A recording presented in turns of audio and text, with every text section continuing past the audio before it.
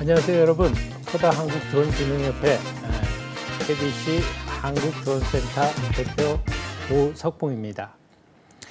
자, 오늘 여러분들과 지난 시간에 이어서 이제 고정익 비행기의 날개 형태, 이 날개가 우리가 이제 고정익 비행기를 보면은 큰 몸체 또 그만한 어떤 날개들이 달려 있잖아요.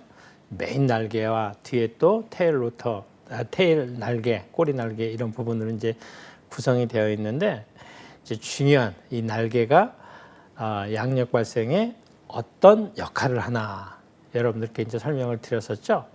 자, 그리고 이런 고정익 날개에는 비대칭형, 그다음에 대칭형 이런 이제 날개로 구성이 되어 있다.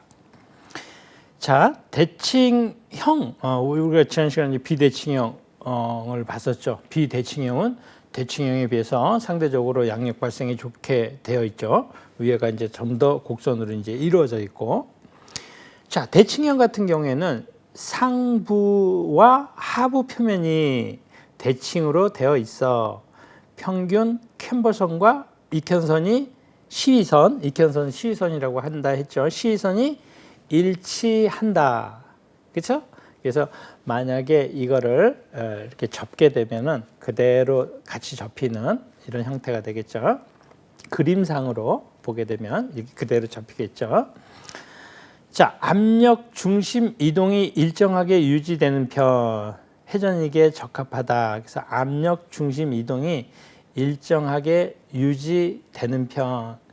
이게 압력 중심이라는 거는요, 이제 결국은 옮겨가는 거잖아요. 그러니까 우리가 예를 들어서 비대칭형 그거 에어포일을 한번 보게 되면은 이 아이가 이제 영각 받은 각을 받아가지고 이 아이가 예를 들어서 이렇게 올라가게 되면 어느 선까지는 양력이 발생이 크잖아요. 양력에 상당히 도움을 주는데 이럴 때 이 에어포일의 압력이라는 것은 압력 중심이 이동이 되게 돼 있잖아요. 저 영각이 움직일수록. 하지만 이 대칭형 같은 경우에는 압력 중심 이동이 일정하게 유지되는 편이고, 그다음에 받은 각에 비해 양력 발생이 적고 실속 발생이 가능한 경우가 많다. 이거는 이제 어떻게 보면은 상부면하고 우리가 대칭형 같은 경우에는 하부면이 같기 때문에 아무래도 압력이 하부가 좀 더 많아야 우리가 이제 양력 발생 개수가 더 올라갔는데 이 아이 같은 경우에는 상부면과 하부면이 압력이 일정하기 때문에 양력 개수가 아무래도 발생이 덜 되겠죠. 가격이 제작하는 데 비교적 낮은 편이고 제작이 용이하다. 그래서 우리가 지금 금방 고정익 날개의 비대칭형과 대칭형 그 부분의 장단점이랄까요? 물론 이제 비대칭형이 장점을 더 많이 가지고 있겠죠. 그래서 비대칭형이라고 해서 뭐 아랫부분이 더 곡이 진다. 이건 또 안 되겠죠. 그렇죠? 윗부분이 더 곡이 많이 지어서 양력 발생에 큰 도움을 준다. 이렇게 알아두시면 되겠습니다. 날개의 형태와 분류, 길이 이렇게 나와 있는데요. 그러니까 익현선 길이에 따른 공력 차이 이렇게 나와 있습니다. 그래서 여기 보시게 되면은 우리가 이제 날개에 앞에서 이제 상대 기류, 바람이 불어오게 되면 상대풍이 불어오게 되면은 날개가 이제 그 기류를 따라서 전진을 할 때 이 날개를 타고 들어오는 이 기류가 어떤 형태로 이제 구성이 되나 한번 보는 거예요. 자, 근데 여기 보면은 익현선 길이가 다른 공력 차이 이렇게 나와 있는데 여러분 익현선이 짧다라는 것은 날개가 작다라는 거잖아요. 익현선이 길다 이런 거는 날개가 큰 날개가 되겠죠. 자, 그러면 이런 큰 날개와 작은 날개의 어떤 좀 차이가 어떤 부분인가 이 부분은 이제 우리가 알아보게 됩니다. 그래서 일본에 보시 우리가 그림을 한번 볼게요. 그림을 먼저 이해 한번 하고 지문으로 한번 넘어가도록 할게요. 익현선 우리가 왼쪽에 있는 그림 같은 경우에는 당연히 날개가 작은 날개가 되겠고 오른쪽에 있는 거는 날개가 큰 날개가 되겠죠. 그래서 오른쪽에 있는 것이 익현선이 당연히 길게 되겠죠. 그래서 익현선은 당연히 A보다 B가 크게 되겠죠. 박리 발생이라고 되어 있는데 박리가 뭐냐? 이 박리라는 것은 결국은 이 양력 발생에 도움이 안 된다 이렇게 이제 생각을 해두시고 뭐냐? 처음에는 이제 기류가 예를 들어서 날개에 이 부분에 여기 날개가 있으면 기류가 뭐 예를 들어서 이렇게 간다고 해요. 위에가 A 바람, B 바람 이렇게 가다 보면은 처음에는 점성에 의해서 이 날개 상부 표면에 이 바람이 붙으려고 해요. 하지만 이 바람이 어느 정도 날개 끝으로 후연으로 갈수록 이 밑에 있는 바람과 붙어있는 바람과 위에 공기가 부닥쳐서 말 그대로 난류를 일으키게 되는 거예요. 그래서 쭉 붙어서 가는 게 아니라 공기가 후연쯤에 가게 되면은 기류 박리가 일어나는 거죠. 기류끼리 부딪혀가지고 기류 박리가 일어나는. 그러니까 날개 표면과 공기가 부닥쳐서 기류 박리가 일어나는 겁니다. 그래서 이 박리는 결국은 양력 발생에 해가 되는 거죠. 도움이 되는 게 아니라. 자, 그러면 이 기류 박리가 날개 표면을 통과하면서 일어나는데 날개 표면을 통과하면서 후연에 갈수록 기류 박리가 일어나는데 익현선이 긴 것 같은 경우에는 더 뒤쪽에서 일어나겠죠. 그래서 상대적으로 작은 날개, 작은 익현선에 비해서 익현선의 날개에 비해서 기류 박리의 영향을 조금 덜 받게 된다. 덜 받게 되겠죠. 그래서 여기에 보시게 되면은 기류 박리는 당연히 날개가 익현선이 작은 날개에서 더 많이 발생이 된다. 이렇게 알아두시면 되겠습니다. 레이놀즈 수 같은 경우가 말 그대로 그 뒤에서 흘러가는 예를 들어서 레이놀즈 수는 우리가 이제 후에 잠깐 배우겠는데 간단하게 말씀을 드리면 우리가 뭐 담배를 피면 뭐 예를 들어서 담배를 핀다 그래요. 담배를 피게 되면은 처음에는 연기가 똑바로 올라가다가 그 다음에 어느 선까지 올라갔을 때 이 연기가 흐트러지잖아요. 그러면 이 흐트러지기 이전까지를 우리가 층류로 이제 구분이 될 수가 있고 흐트러지는 그 시점을 날류로 이제 구분을 할 수가 있겠죠. 그래서 요 레이놀즈 수 같은 경우에도 당연히 B가 레이놀즈 수가 더 크게 일어난다. 이렇게 알아두시면 되겠습니다.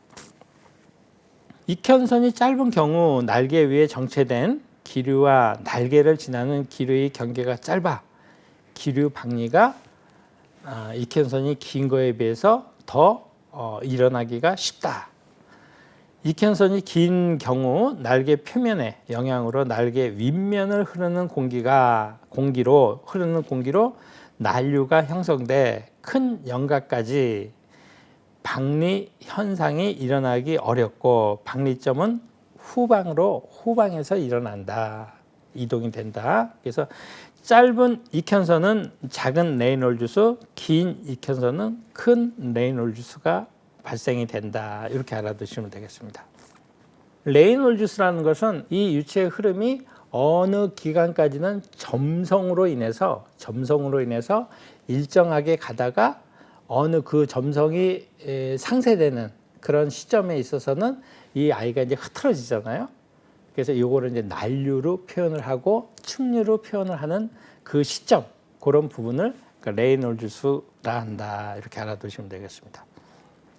캠버의 영향, 우리가 이제 아까 말씀드렸다시피 전연, 후연, 이제 우리가 그 에어포일에 있어서 앞에 있는 뭉툭한 곳, 이 부분을 전연 뒤에 더 이렇게 날카롭게 쭉 뻗어 있는 것을 후연, 이렇게 길이를 전연, 후연, 그래서 에어포일을 이렇게 표현을 했었는데 시위선하고 평균 캠버선의 요 사이, 그거를 이제 캠버라고 얘기하겠죠.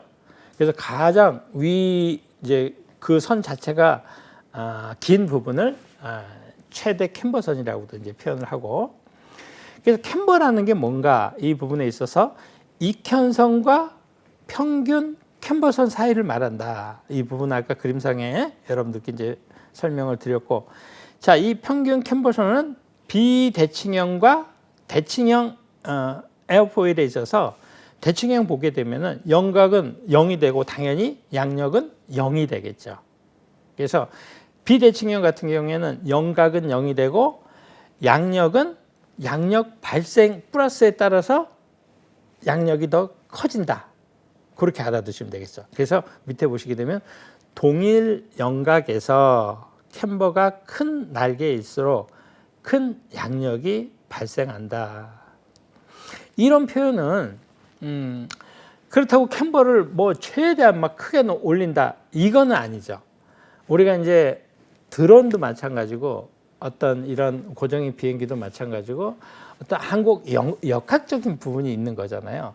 어느 선, 인계점, 아까도 우리가 말씀드렸다시피 영각이 커지면 커질수록, 영각이 클수록 양력이 발생이 되는데, 어느 영각이 커지면 커질수록 영각이 커지면 커질수록 양력이 발생이 되는데, 어느 인계점, 그 지점을 지나게 되면은 양력보다도 항력이 더 큰 힘을 발휘를 하게 되는 거죠.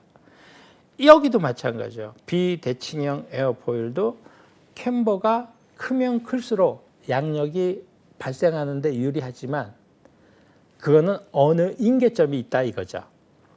왜 캠버가 크면 양력이 발생이 되냐? 아까 말씀드렸다시피 아랫부분에 여기에 보게 되면 우리가 이제 손을 이거를 날개로, 고정형 날개로 표현을 했을 때 이 아이가 어느 지점까지는 좀 더 곡선이 지어져야 이 아이가, 어차피 A, B 바람은 상대풍은 날개의 상부면, 하부면으로 가면서 이 후연에서 만나기 때문에 이 아이가 오래, 캠버선이 더 크면 클수록 더 오래 이렇게 가잖아요. 하지만 그러면 이 아래에 있는 하부면에 있는 공기가 좀 더 오래 머물 수 있기 때문에 오래 머문다. 이거는 뭐냐? 정압, 압력이 더욱 커진다, 이런 얘기가 되겠죠. 그래서 양력 발생에 이 캠버선에 따라서 영향을 준다. 어느 인계점까지는 더 큰 영향을 주고 그걸 지나게 되면은 당연히 또 문제가 다른 또 역학적인 문제가 발생이 되겠죠. 자, 날개의 힘과 종류에서 비행체에 작용하는 힘은 양력, 중력, 추력, 항력이 있다. 여기는 이제 뭐 고정형 비행기를 하나 올려놨는데, 우리가 멀티콥터, 드론도 마찬가지로 같아요. 그래서 어떤 비행체든 간에 위에 양력, 뜨는 힘이 되겠죠.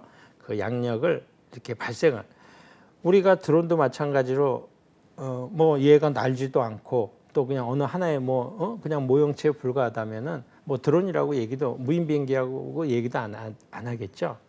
근데 이 아이한테 힘을 줘서, 그 힘은 배터리가 되겠죠. 배터리로 모터를 돌려서 그 모터가 로터, 블레이드를 돌려서 양력을 만드는 거잖아요. 양력을 만들어서 이 아이를 띄우고, 그 다음에 중력으로 인해서 뭐 예를 들어서 딱 끄게 되면, 뭐 전원을 그렇게 하면 안 되겠지만 전원을 동시에 탁 끄게 되면 결국은 이 아이가 중력에 의해서 떨어질 수밖에 없잖아요. 그래서 그런 힘, 양력은 우리가 인위적으로 만들 수 있는 거고, 중력은 기존에 있던 지구상에 있는 힘인 거잖아요. 자연의 힘, 중력으로 떨어지고. 그래서 작용하는 거는 양력, 중력이 작용해, 기본적으로 양력, 중력이 작용이 되겠죠. 자, 그 다음에 뭐 뜨고 이륙 착륙 이걸로 끝나면 안 되죠. 전진, 후진, 그렇죠? 그래서 또 왼쪽으로 갈 수 있고, 오른쪽으로 갈 수 있고, X, Y, Z 아무 곳으나 갈 수 있는 이제 우리가 유인기 멀티콥터 같은 경우에는 그런 큰 장점이 있죠. 고정익 같은 경우에는 후진을 할 수가 없잖아요. 하지만 이 멀티콥터 같은 바로 후진도 가능하고, 그래서 이 부분에 비행체에 작용하는 양력, 중력, 그 다음에 이 기체를 가지 못하게 하는 뭐 공기라든지 뭐 이런 항력, 이런 부분들이 있죠. 대기라든지, 또는 비행체의 어떤 모양 자체도 어떤 항력에 영향을 주는 거잖아요. 그래서 우리가 이제 항력에는 뭐 유해 항력이라든지 뭐 형상 항력이라든지, 이 항력에는 또 이렇게 구분이 좀 나눠져 있는데 그건 한번 보도록 하죠. 그래서 비행체, 기체 이 부분에는 크게 4가지의 힘이 작용한다 이렇게 알아두시면 되겠습니다. 날개의 힘과 종류, 여기에 이제 항력 부분이 나와 있죠. 그래서 유도 항력, 형상 항력, 유해 항력 이렇게 나와 있는데, 이 부분은 여러분들 시험과 아주 자주 이렇게 연결되는 부분이기 때문에 한번 보도록 하죠. 자, 유도 항력을 한번 볼게요. 양력이 발생할 때 동반되는 하강 기류 속도와 날개의 위 아랫면을 통과하는 공기 흐름을 저해하는 와류에 의해 발생되는 항력으로 양력 발생과 관계가 있는 모든 항력을 말합니다. 양력 발생과 관계가 되는 모든 항력이 되겠죠. 모든 항력을 말하면 기체의 속도가 증가될 때 당연히 유도 항력은 감소가 된다. 그래서 날개의 위 아랫면을 통과하는 공기 흐름을 저해하는 와류, 이런 거에 의해서 발생되는 항력. 형상 항력 한번 볼게요. 브레이드가 공기 중을 지날 때 표면 마찰, 점성 마찰로 인해 발생되는 마찰성 저항을 말한다. 그래서 형상 항력 같은 경우에는 블레이드 공기 중을 지날 때 마찰로 인해 가지고 발생되는 이런 항력, 그렇죠? 그 다음에 유해 항력, 얘는 로터를 제한 비행체의 외부 부품에 발생되는 항력을 말한다. 그래서 유해 항력 같은 경우는 아까도 말씀드렸다시피 어떤 기체 자체도 유해 항력에 뭐 이게 다 포함이 되는 거죠. 그래서 이런 모양 자체가 어떤 뭐 공력에 있어서 어떤 물체가 공기 중을 지날 때는 당연히 이 공력 안에 항력은 이제 포함이 되는 거죠. 그래서 기체를 또 유선형으로 만드는 거죠. 그래서 각을 지게 만들다면 뭐 이런 유해 항력이 어마어마하게 발생이 되니까 우리가 이제 유선형으로 만들고 이렇게 됩니다. 그래서 A번에 주로 항공기의 형체, 표면 마찰, 크기, 설계 등의 영향을 받는다. 유해 항력은. 그래서 유해 항력에 발생할 수 있는 노출을 최소화하여 형상을 유선형으로 만들어야 되겠죠. 유선형으로 설계한다. 마찰성 저항으로 양력 발생과는 무관하나 속도 제곱에 비례한다. 그래서 속도가 빠를수록 당연히 유해 항력은 증가할 수밖에 없겠죠.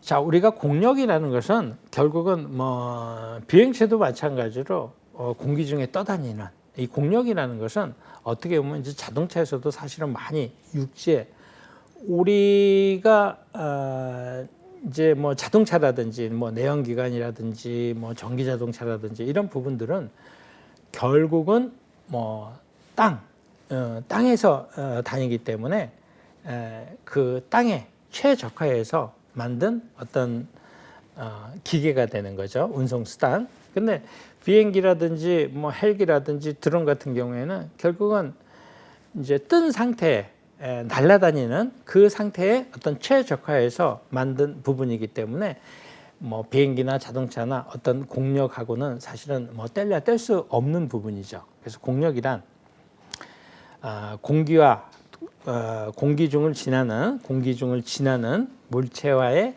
상호작용에 의해 발생되는 기계적인 힘으로 양력과 항력을 가리킨다. 즉 정지해 있는 물체는 공력이 없지만 공기 중을 움직이는 물체는 공력이 발생할 수밖에 없죠. 가만히 있는 물체는 뭐 공력하고는 관계 없으니까요. 그래서 항공기가 비행 중에 날개를 포함한 항공기 전체에 작용하는 공력은 압력에 의한 힘과 전단력에 의한 힘이 발생하는데 항공기의 전진 방향과 수직인 성분은 양력, 평행한 성분은 항력이 된다. 이 부분. 그래서 당연히 항공기의 전진 방향 이 부분은 전진 방향하고 수직인 이런 선분, 전진 방향과 수직인 선분은 이제 양력, 평행한 선분은 항력이 발생할 수밖에 없는 거죠. 그래서 그건 항력이다. 날개 공력의 특성, 그래서 레이놀즈 수 이렇게 나와 있는데요. 그러니까 아까도 이제 말씀드렸다시피 유체의 흐름, 점성의 영향을 표현한 게 이제 레이놀즈 수가 되는데 레이놀즈 수는 오스본 레이놀즈 교수에 의해 발견된 수로 유체의 흐름에서 난류와 측류의 경계가 되는 값이다. 그래서 유체, 그러니까 유체라 하면은 뭐 물이라든지 어떤 공기라든지 이런 부분이 이제 유체가 되겠죠. 유체의 흐름에 미치는 점성의 영향을 표현한 것으로 유체의 점성력에 대한 관성의 비이다. 레이놀즈 수가 작은 흐름은 측류이고 그다음에 레이놀즈 수가 점점 커지면 난류로 바뀐다. 그래서 점성은 유체의 흐름에 대한 저항으로 운동하는 액체 혹은 기체 내부에 나타나는 마찰력 혹은 액체의 끈끈한 성질이고 관성은 물체가 외부로부터의 힘을 받지 않을 때 처음에 운동 상태를 계속 유지하려고 하는지. 물론 이제 관성에는 운동 관성과 정지 관성 이렇게 두 개가 나눠져 있는데 이제 이 수에서는 계속 유지해야 되는 힘 그런 부분. 레이놀즈 수가 낮은 측류는 점성력이 크고 레이놀즈 수가 점성력이 크고 레이놀즈 수가 높은 난류는 관성력이 크다. 그래서 레이놀즈 수가 이제 낮은 경우 같은 경우에는 담배 연기에 이렇게 이제 표현을 했었는데 담배 연기가 처음에는 이제 올라올 때 레이놀즈 수가 이제 작은 거, 레이놀즈 수가 점성력이 클 경우에는 이 아이가 연기가 그대로 그 상태로 올라오다가 그 다음에 어느 시점, 그 시점에는 이 아이가 이제 흐트러지죠. 그래서 이건 난류. 그 다음에 어느 시점까지 고정으로 올라가는 거는 그냥 측류 이렇게 이제 표현을 해줬죠. 그래서 레이놀즈 수가 낮은 측류, 레이놀즈 수가 낮으면 측류, 높으면 난류 형태로 구분을 해준다. 날개의 공력의 특징, 그래서 이제 기류 박리, 아까 이제 박리에 대해서 여러분들께 이제 간단하게 설명을 드렸는데 여기 보시게 되면 항공기 표면에 흐르는 기류가 날개의 표면과 공기 입자 사이에 마찰력으로 표면에서 떨어져 나가는 현상이다. 표면에서 공기가 이제 흐트러진다 이 말이죠. 그래서 날개의 표면과 공기의 입자가 부닥쳐 가지고 떨어져 나가는 양력에는 좋은 영향을 주는 게 아니죠. 자, 경계층 밖의 기류는 정체점을 넘어가게 되어 경계층이 표면에 박리돼 양력은 파괴되고 항력은 급격히 증가한다. 우리가 이 여기서 이제 경계층이라는 것은 우리가 이제 아까 예를 들어서 그 얘기와 같은 거죠. 그래서 어떤 날개가 이렇게 있으면은 뭐 예를 들어서 익현선, 시선이 큰 같은 경우, 큰 날개들 같은 경우에는 여기 박리가 후면에서 일어나는 거죠.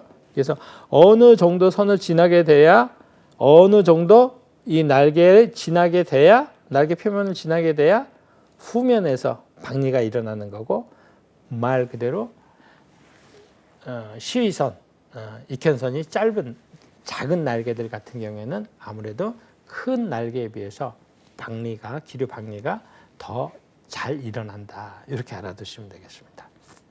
날개의 공력의 특성에서 피치, 프로펠러가 이례전할 때 전진하는 기하학적 거리이며 절대값이 아니다. 이렇게 나와 있는데 우리가 이제 이 피치 같은 경우에는 이제 고정익이라든지 회전익이라든지 이제 무인기 이런 드론을 공부를 하는 거기 때문에 이제 뭐 이제 고정익도 나오고 뭐 멀티콥터 이런 형태도 같이 나오는데 이 피치는 이제 우리가 간단하게 얘기해서 이제 회전익으로 해서 회전익에 그 뭐 날개가 이제 한 바퀴 돌면은 가는 거리다 이렇게 이제 알고 있었죠. 그래서 날개가 한 바퀴 돌 때 가는 거리. 근데 그 가는 거리는 그 환경, 비행 환경에 따라서 뭐 더 갈 수도 있고 좀 더 덜 갈 수도 있고 절대값은 아니다. 기하학적인 수다. 이렇게 알아두시면 되겠죠. 자, 실속이란 날개의 받음각이 증가할수록 양력의 개수가 한 개 증가하는데 이때 인계점을 지나면서 양력 개수가 감소하여 항력 개수가 급격히 증가하는 현상을 말한다. 아까 이제 말씀드렸다시피 우리가 고정익에서 날개가 있으면 이 받음각이 이렇게 올라갈수록 양력이 증가하죠. 받음각이 올라갈수록 양력이 증가하는데 이거는 어느 인계점이 있다 그랬죠. 계속 증가한다 이게 아니죠. 그래서 어느 지점에서는 당연히 항력이 양력보다도 항력이 더 힘이 세지는 항력이 이제 더 증가되는 이 시점이 있겠죠. 그런 부분을 급격히 증가하는 이런 현상을 실속이라고 얘기를 한다. 그래서 실속 받음각에는 실속이 일어나는 받음각은 보통 뭐 12에서 20도 이렇게 나와 있고 이러는데 이런 부분들은 우리가 이 도수를 우리가 이걸 딱 절대값이라고 얘기는 할 수가 없겠죠. 기체에 따라서 또는 비행 환경에 따라서 달라질 수가 있는 부분인 거죠. 양력 받음각 영각이 되겠죠. 양력 개수가 0이 될 때 양력 개수, 그 다음에 최대 양력 개수는 양력이 최대한 발생할 수 있는 이 부분, 그렇죠? 그 인계점. 그래서 실속이 발생할 때 양력 개수 이렇게 되겠죠. 자, 기체의 조정면 해가지고 여기 이제 무인기가 한 대 나와 있는데요. 항공기의 기체축, 그래서 세로축, 가로축, 수직축 이렇게 나와 있어요. 그래서 여러분들 이 부분은 기체 이제 조정면에서 기체축은 이걸 좀 알아두셔야 됩니다. 그래서 기체축 같은 경우에는 기체가 우리 이런 상태로 이렇게 봤을 때 뭐 예를 들어서 X, Y, Z 같은 경우에 이제 수직축이 되겠죠. 수직축. 그래서 기체는 우리가 육지에서 다니는 자동차가 아니기 때문에 이제 하늘에 떠 있을 때 X, Y, Z, 그렇죠? 3차원의 형태가 되잖아요. X, Y, Z. 그래서 X축을 만약에 이제 세로축으로 한번 보게 되면은 X축을 세로축으로 보자. X축, Y축을 가로축으로 그림과 함께 같이 보시게 되면은 X축을 세로축으로 한번 보고 Y축을 가로축으로 보고 Z를 수직으로 본다.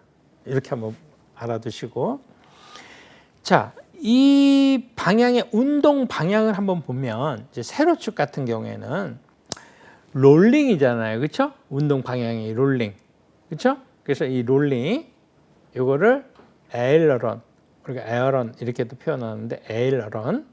그다음에 가로축 같은 경우에는 이런 형태가 되겠죠. 앞으로 이게 비행기의 선수라면은 비행기의 앞에 부분이라면은 앞으로 이제 피칭이 되면서 전진 부분이 되겠죠, 그렇죠? 그래서 이거를 사실 우리가 이제 멀티콥터에서 조정면도 앞으로 치게 되면은 이제 피칭, 앞으로 치게 되면은 엘리베이터 이렇게 이제 표현을 하는데, 자, Z축 이제 이게 세워져 있는 축이에요, Z축. 그래서 요거는 러더, 이거는 선수를 바꿔주는 이런 운동이 되겠죠. 그래서 세로축은 기체의 기수와 꼬리를 연결하는 축, 세로축, X축으로 우리가 보게 되죠. 자, 가로축은 한쪽 날개의 끝에서 다른 쪽 날개의 끝을 연결한 축. 그 다음에 수직축은 세로축과 가로축이 형성한 평면을 기준으로 수직인 축. 그래서 이 부분에 X, Y, X, Y, Z. Z는 이제 세워져 있는 이런 형태가 되겠다.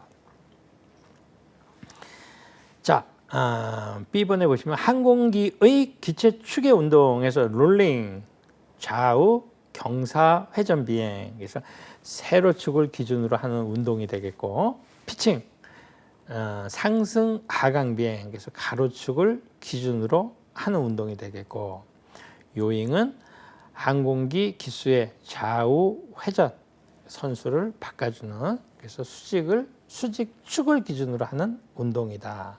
그래서 이 기준으로 하는 운동하고 X, Y, Z축을 여러분들이 조금 감을 좀 잡으셨으면 좋겠어요.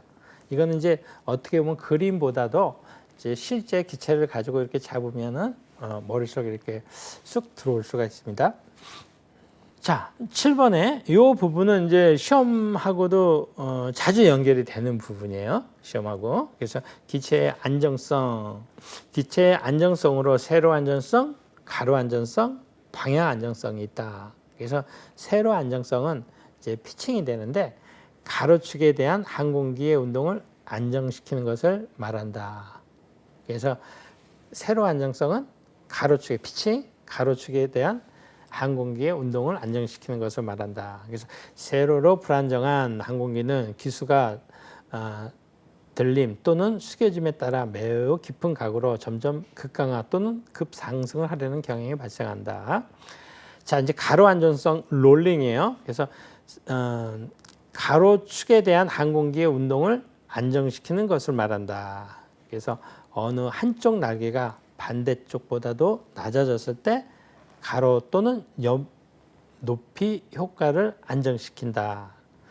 방향 안정성은 요인이 되겠죠. 그래서 수직축에 대한 항공기의 운동을 안정시키는 것을 말한다. 그래서 항공기의 수직 안정판 또는 무게중심, 후방의 동체 측면은 방향 안전의 주 요소가 된다.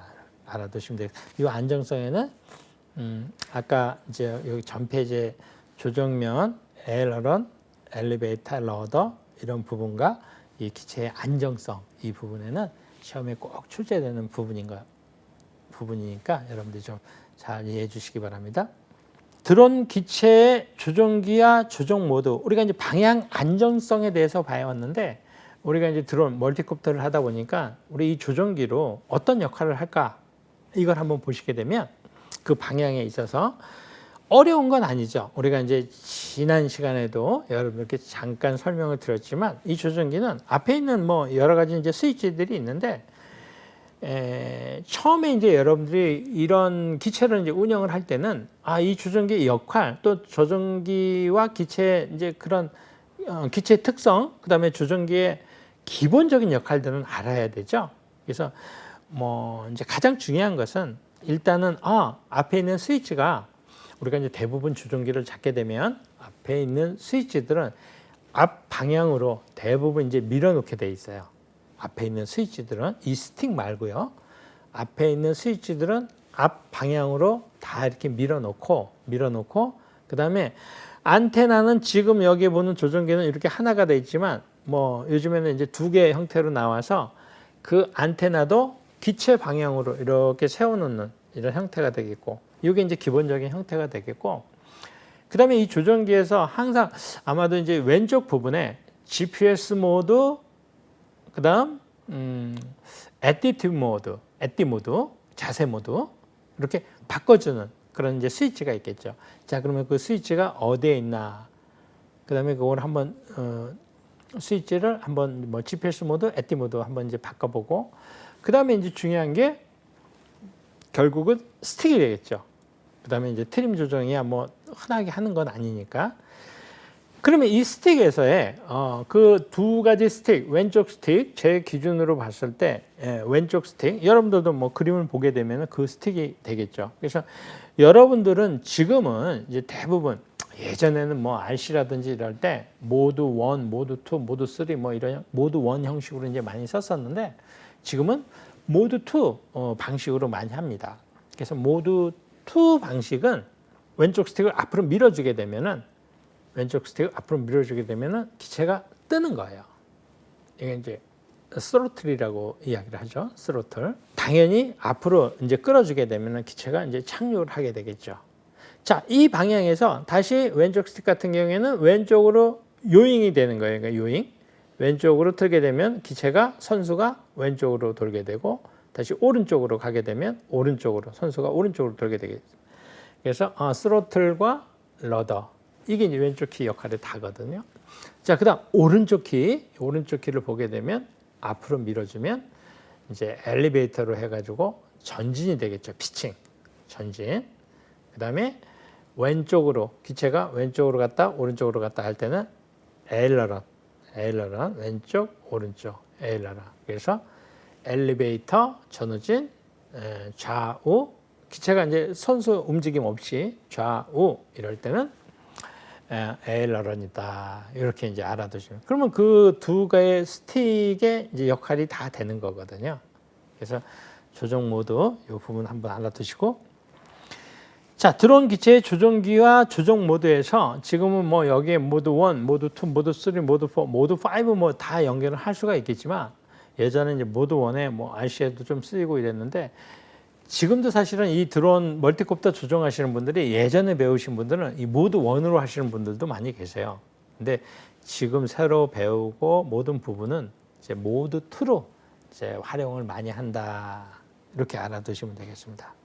자, 이제 우리가 비행에 있어서 이제 뉴턴의 법칙 이 부분이 나와 있는데, 그러니까 뉴턴의 법칙에서는 A번 뭐 관성의 법칙, B번 가속도의 법칙, 작용 반작용의 법칙 이렇게 나와 있죠.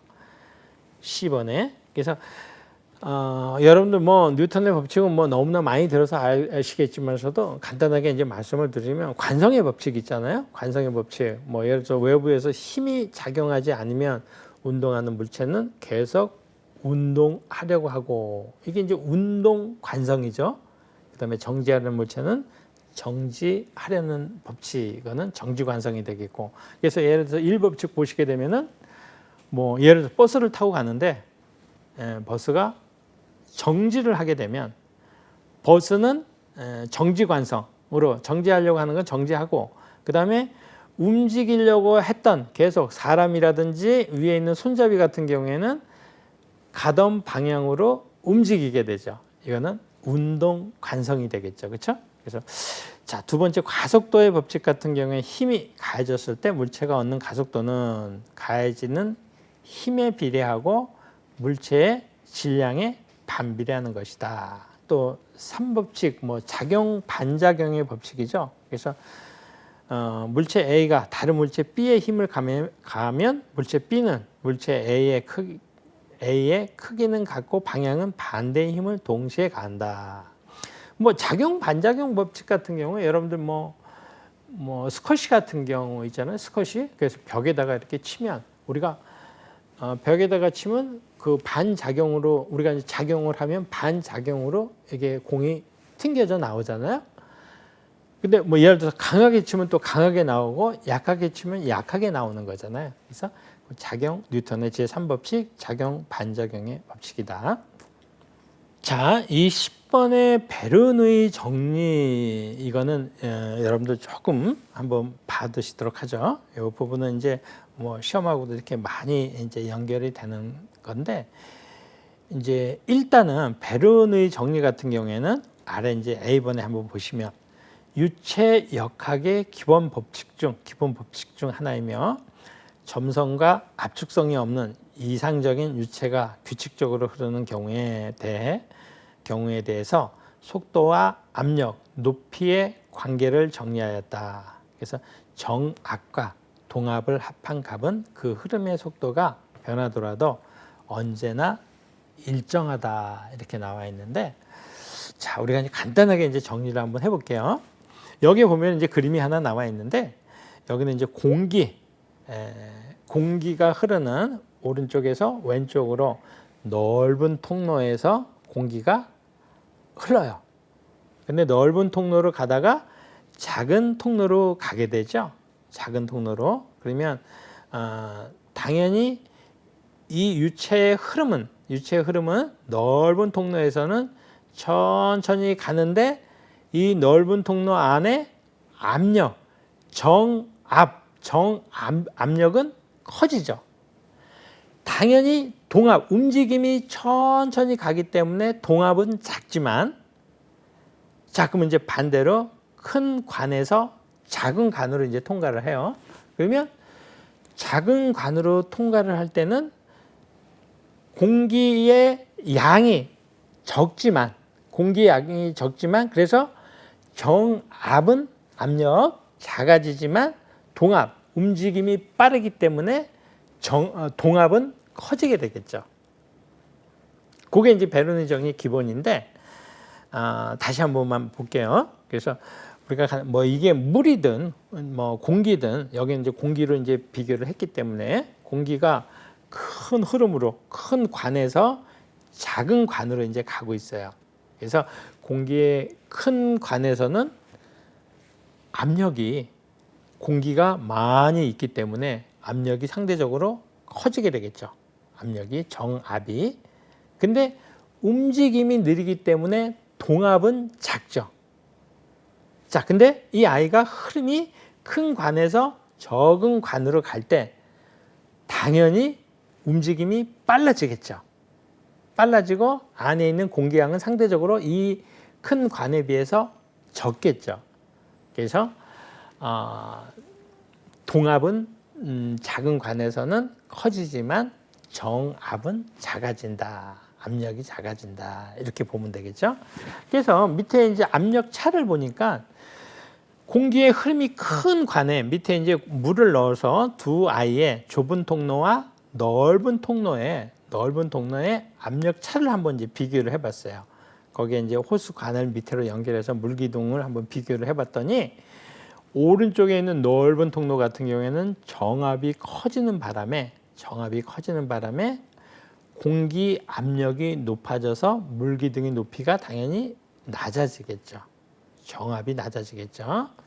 그 다음에 좁은 통로 쪽에 물기둥을 한번 보니까 공기 압력이 낮아져서 물기둥의 높이가 당연히 조금 오른쪽에 비해서 더 올라와 있잖아요. 그래서 이걸 베르누이의 정리의 어떤 핵심 부분이다. 이렇게 알아두시면 좋겠고요. 자, 베르누이 정리에서 정압과 동압, 유체의 정압. 그래서 유체 속에 잠겨 있는 어느 한 지점에서는 우리가 정압, 아까 큰 관에선 정압이 컸죠. 그래서 어느 한 지점에서 상하 좌우 방향에 관계없이 일정하게 작용하는 압력을 우리가 이제 정압이라고 표현을 하고, 동압 같은 경우에는 어떤 흐름, 움직임, 그렇죠? 움직임이잖아요, 다이나믹. 그래서 유체가 흐를 때 유체의 속도가 생기며 운동 에너지를 가지게 된다. 즉 유체의 운동 에너지를 압력으로 변환했을 때, 그 운동 에너지를 압력으로 변환했을 때 이거를 동압으로 표현을 한다. 이렇게 알아두시면 되겠습니다. 그래서 유체의 속력이 증가하면, 속도가 증가하면 동압은 증가하고 정압은 감소한다.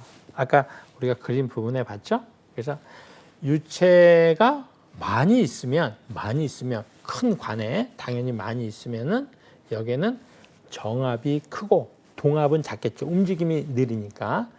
하지만 이 유체가 작은 관을 통과를 할 때는 유체 흐름이 빨라지겠죠. 그래서 움직이는 동압이 커지겠죠. 그러면서 정압은 작아진다. 이렇게 알아두시면 되겠습니다. 자, 3번에 회전익 항공기의 비행 특성 이렇게 나와 있는데, 회전익 항공기의 비행 방향, 그래서 상승 하강, 전진 후진, 좌우 이동, 좌우 회전 이렇게 나와 있어요. 그래서 전후진, 좌우측 제자리 비행. 우리가 비행에서 비행 제자리 비행을 이제 멀티콥터에서 또는 뭐 헬기도 마찬가지고 그거를 제자리 비행한다, 이거를 호버링한다 이렇게 표현을 하거든요. 호버링한다. 그래서 호버링, 수직 상승 및 하강 비행 방향. 그러니까 회전이 항공기는 비행하는 방향에 따라 작용하는 힘의 관계가 달라진다. 그래서 우리가 특히나 이제 드론 같은 경우에는 여기에 나와 있는 것처럼 쿼드콥터 날개 4개로 구성이 되어 있는 이 쿼드콥터 같은 경우에는 앞으로 전진한다. 이거는 뒤에 부분에 RPM을 날개를 더 빨리 돌려서 기체가 앞으로 기울어지면서 전진하게 되고 이런 형태. 뭐 후진하게 되면 또 마찬가지가 되겠죠. 자, 회전익 항공기의 비행 특성 이해, 제자리 비행 가능. 제자리 비행 가능하다는 것은 멀티콥터 비행에 있어서 상당히 큰 장점을 가지고 있는 거잖아요. 우리가 제자리 비행 이 부분은 우리가 어떤 임무 수행이라든지 또는 뭐 어떤 산업 현장 어떤 부분에 활용을 할 때 이 제자리 비행이 상당히 이제 필요로 하는 비행 중에 하나예요. 우리가 이제 고정익 비행기 같은 경우에는 제자리 비행을 할 수가 없잖아요. 제자리 비행하면 고정익은 바로 떨어지게 되겠죠. 그래서 제자리 비행은 이 회전익 항공기 비행 특성 중에서 상당히 큰 장점 중에 하나이다. 공중의 한 지점에서 전후 좌우 편류 없이 일정한 고도와 방향을 유지하며 기체가 제자리 비행을 하는 것을 호버링 비행이라고 한다. 자, 또 특성이 있어요. 수직 상승 및 하강 비행 가능. 수직으로 이착륙이 가능하다. 이런 얘기가 되겠죠. 그래서 제자리 비행이 가능하다는 것은 동체의 길이가 허용하는 공간이 확보되면 동체가 이착륙할 수 있는 장소가 확보되면 그 자리에서 이착륙이 가능하며 수평, 직진, 이착륙에 비행 동력이 많이 소모된다. 그래서 이 멀티콥터들 같은 경우에는 이제 장점하고 단점이 여기에 다 나왔네요. 장점 같은 경우에는 수직 이착륙 이런 부분, 제자리 비행 이런 부분. 하지만 이 아이가 전후진할 때는 에너지를 많이 써야 돼요. 에너지. 그래서 비행 동력이 많이 소모된다. 이렇게 나와 있죠. 측방 및 후진 비행 가능. 후진 비행이라는 것은 여러분들 뭐 장점으로서 어마어마한 큰 장점인 거잖아요. 그래서 우리가 뭐 전투기든 제트기든 이 아이들이 제자리 비행 또는 뭐 후진 비행이 갑자기 이렇게 이루어질 수 있는 건 아니잖아요. 그리고 뭐 선수를 바로 멈춰가지고 뭐 180도 돌려가지고 이렇게 또 뭐 전투를 한다든지 이럴 수는 없는 거잖아요. 그래서 이 회전익 항공기의 어떤 비행 특성 이 부분 여기 3가지가 이렇게 나와 있는데 실제 우리가 운영한다든지 또는 이제 활용을 한다든지 이럴 때 이 제자리 비행과 후진 이런 부분들은 이제 상당히 용이하게 쓸 수 있는 이런 비행 형태가 되겠습니다. 회전익 항공기의 비행 특성이에 그래서 비행 특성에 있어서는 뭐냐면 회전익 항공기 최대 속도 제한이다. 회전익 항공기는 쉽게 얘기하면은 회전익과 고정익의 이제 이 부분을 보게 되면은 속도에 대한 걸 보게 되면은 회전익 항공기는 속도를 어느 정도 이상은 낼 수가 없어요. 그러니까 속도를 제한할 수밖에 없죠. 하지만 고정익 항공기 같은 경우에는 최저 속도, 최대 속도가 아니라 최저 속도를 제한해야 되겠죠. 그래서 어느 정도 이거는 말 그대로 이 아이는 위에서 멈춰 있을 수도 있는 뭐 이 시속을 0으로 만들 수도 있잖아요. 회전익은 앞으로 가는 거리를. 근데 고정익 같은 경우에 그럴 수가 없죠. 어느 속도는 항상 유지를 해줘야 되는 거잖아요.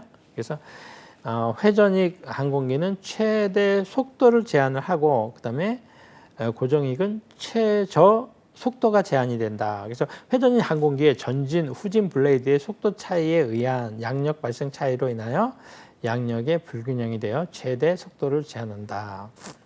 그래서 일반적으로 우리가 이제 그런 드론 같은 경우에는 뭐 산업용 뭐 이런 부분들은 지금은 뭐 그 아이들을 뭐 엄청나게 빨리 해가지고 이렇게 할 수는 없잖아요. 쓸 수 있는 뭐 이런 부분이. 근데 뭐 FPV라고 그래가지고 요즘에는 이제 촬영에도 활용을 많이 활용을 하는 훨씬 더 이제 다이나믹하게 이제 영상을 담을 수가 있는 거죠.